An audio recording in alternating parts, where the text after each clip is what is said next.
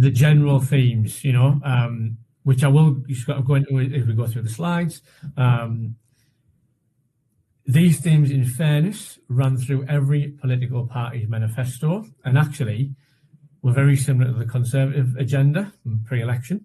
But the aims, if that makes sense, the aims, there's this real drive to enhance tenants' rights and the protections for tenants, which sometimes can obviously be a concern for landlords if it diminishes our rights and our protections. But there is definitely this drive for tenants to be better protected. Sadly, that's usually driven by rogue landlords and poor properties and sort of the real minority element of the private rented sector who don't represent us well, frankly. So it's the many good being penalised for a minority of bad, sadly. But there's definitely this drive towards enhancing tenant rights and protections.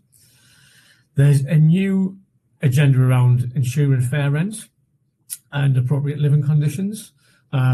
Again, I think the fair rent thing is probably highly driven by areas of sort of low property stock, your Londons, where in other major cities where housing is particularly unaffordable. But it will no doubt become a national policy, and we will nationally have to deal with the outcome of that.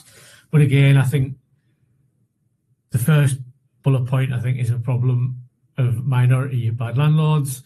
The second bullet point, probably specific locations, but they will become national policies, which we'll all have to work with, basically.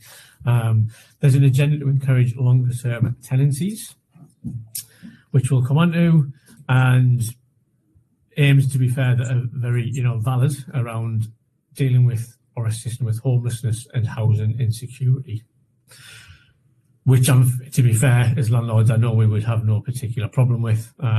Those as aims of the housing sector. It's why we're here, to be fair, to provide fair housing for tenants who need it.